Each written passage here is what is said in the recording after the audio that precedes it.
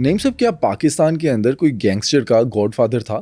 صرف پاکستان میں نہیں بٹ صاحب یہ بھارت میں اور پاکستان میں مشترکہ طور پر مقبول تھا، اور ان کا گاڈ فادر تھا وہ کرمنلز جو اجرتی قتل میں ید طولہ رکھتے تھے، نمبر 1، اور نمبر 2 عالمگیر شہرت کے حامل تھے۔ مطلب پاکستان میں بیٹھ کے جو شخص بھارت میں کسی کو قتل کرنے کی سپاری لے سکتا ہے، کتنا ڈیئر ڈیول ہوگا وہ۔ اور کیا خود جا کر قتل کرتا تھا؟ خود جا کے قتل کرتا تھا۔ اچھا، دیکھیں اس قتل کو، اس شخص کو، اس کے خاندان کو، اس کی حرکات و سکنات کو، اور اس کے پولیس کے ساتھ جو ہے تعلقات کو، روابط کو، دشمنی کو، مخالفت کو جاننے سے پہلے نا آپ یہ سمجھ لیں کہ یہ جس جگہ کا رہائشی تھا اس مٹی کی یہ تاثیر تھی کہ اس مٹی نے کرمنلز کو جنم دیا۔ نام بھی بتا دیں ذرا، لوگ سسپینس میں ہیں کہ بات کس کی کر رہے ہیں۔ اس کا تعلق تھا، پہلے خاندان سمجھیں، پھر آپ کو پتہ لگے گا 6 بھائیوں میں کس طرز کا شخص تھا۔ یہ چبیل ایک خاندان ہے۔ اچھا، چبیل کہتے ہیں اس جو زبان ہوتی ہے نا، وہ زبان جو جانگلی جسے کہتے ہیں، جانگلی زبان میں چبیل کہتے ہیں ملاح کو، جو پانی سے کھیلتا ہو شخص۔ اچھا، یہ چبیل خاندان قیام پاکستان کے بعد دریائے راوی کے اطراف میں رہائش پذیر تھا۔ ملاح بھی تھے، مچھیرے بھی تھے۔ راوی جہاں سے بھارت سے پاکستان میں داخل ہوتا ہے، اور پھر یہ سگیاں پل تک، یعنی راوی کا پرانا پل جو ہے، پرانے پل تک بڈھا دریا جو ہے وہاں تک آتا ہے۔ اس کی ہر شے منفرد ہے، اور منفرد ہونے کے ساتھ ساتھ انوکھی بھی ہے۔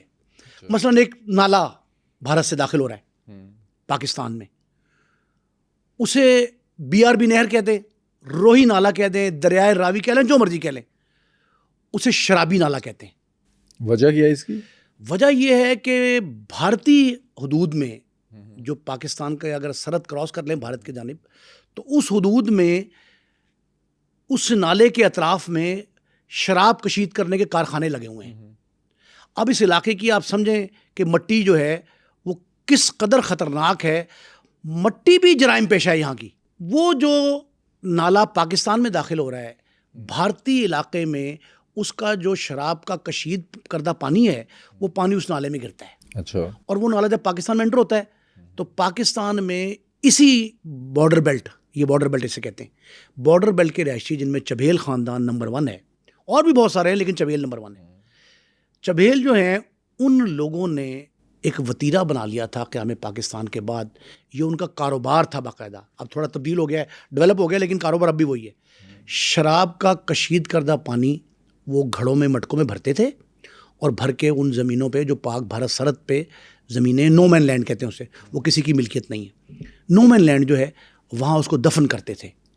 وہ مٹکوں میں شراب، جب کشید کردہ پانی سے شراب جو ہے ان میں بخارات ابھرتے تھے، اور وہ باقاعدہ شراب بن جاتی تھی، دیسی شراب اسے کہتے ہیں۔ وہ دیسی شراب مٹکوں سے نکال کے بوتلوں میں ڈالتے تھے اور شہر میں لا کے فروخت کرتے تھے۔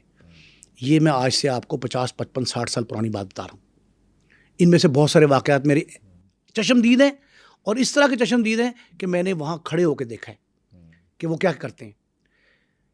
ایک وقت میں ایک خبر کسی شخص نے ہینڈ ریٹن خبر مجھے اچھا، یہ کب کی بات آپ کر رہے ہیں کہ آپ نے کھڑے ہو کر وہاں پر دیکھا ہے؟ یہ 86، 87 کی۔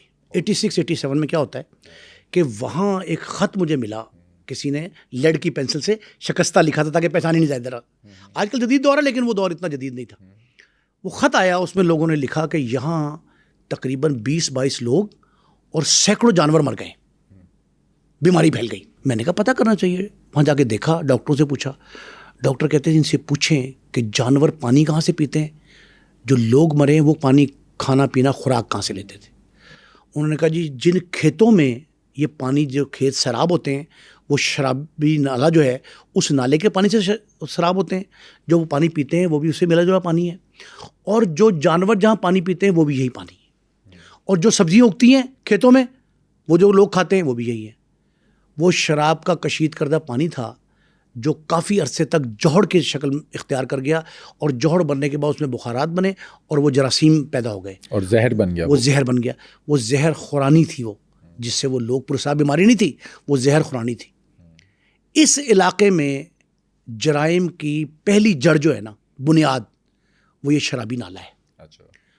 آج وہ شراب لوکلی وہاں سے آتی تھی, لوکلی لوگ تقسیم کرتے تھے, فروخت کرتے تھے, اور وہاں پہ خود بھی پیتے تھے لوگ. وہاں اسحاق ایک موزہ جامن ایک شمشیر ہے, ایک شخص پیدا ہوا کرمنل اسی علاقے میں, شمشیر موزہ شمشیر میں, اور ساتھ اس کا سسرال تھا موزہ جامن. یہ اگر آپ بارڈر بیلٹ پہ چلتے جائیں تو وہاں ملتا ہے آپ کو, اور یہ کانے تک جاتا ہے, امرتسر سے کانے تک. وہاں ایک شخص اسحاق تھا جو پاکستان میں سب سے پہلے جہاز اغوا کرنے کا الزام اس پہ لگا تھا. اچھا. بم بلاسٹ بھی کرتا تھا, جہاز اغوا کرتا تھا. اس کے خاندان نے اب وہ جو پہلے جہاز اغوا کرتا تھا, قتل و غارت گری بھی کرتا تھا, بم دھماکے ایئرپورٹ پہ کرتا تھا, کہیں اور نہیں کرتا تھا. اٹاری ریلوے اسٹیشن, برج اٹاری, مغل پورہ, لاہور کینٹ, کوٹ لکھپت, پھر لاہور ریلوے اسٹیشن, اور اس کے بعد لاہور ایئرپورٹ, یہ سارے دھماکے اس شخص نے کیے تھے.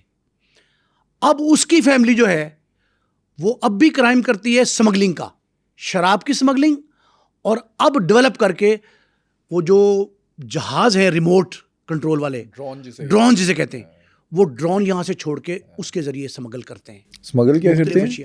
منشیات, اسلحہ, عام سمگلنگ ہے. لیکن شراب کا کاروبار تو بے تحاشا ہے.